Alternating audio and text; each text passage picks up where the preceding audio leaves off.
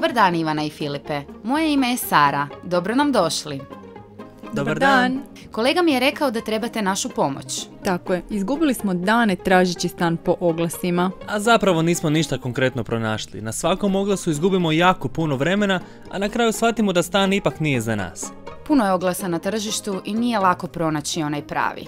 Ja ću za vas selektirati najbolje oglase. Posebnu pažnju ću obratiti na detalje kao što je način grijanja, koliki su mjesečni troškovi, koji je energetski razred. I kakvi su susjedi? Naravno, provjerit ću i gdje su dućani, zabavni i sportski sadržaj. Odlično, to nam puno znači. Ali prvo porazgovarajmo o vašim željama i mogućnostima.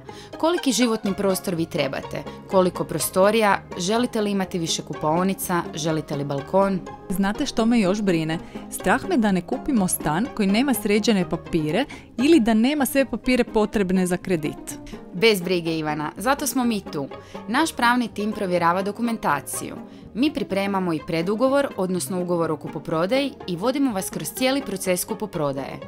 U suradnji s našim kreditnim posrednikom pripremamo dokumentaciju za potrebe banke. Joj, a kad se sjetim upisa vlasništva, prebacivanja režija... To vam isto mi odradimo. Upisujemo vas kao nove vlasnike, prebacujemo sve režije na vaše ime. Koliko ćete vremena samo na tome uštedjeti? A ja sam mislio da vi samo otvarate vrata. Razumjela sam što vam treba. Dajte mi malo vremena da provjerim bazu nekretnina i pripremim za vas najbolju ponudu. Već imam u vidu par stanova koji su baš po vašim željama. Hvala vam puno, veselimo se vašem pozivu. Ovaj sastanak u Opereti je bio baš super. Dobili smo konkretne i korisne informacije. Da, sad nam je odluka o kupnji stana puno lakša. Da, i agentica mi je simpa. Jedva čekam vidjeti koje će nam stanove ponuditi. Opereta posluje od 2003. godine i zapošljava preko 30 agenata i agentica za nekretnine. Godišnje prodajemo preko 400 nekretnina, a naša baza broji preko 9000 klijenata. Opereta nije samo agencija za nekretnine. Opereta je vaš partner.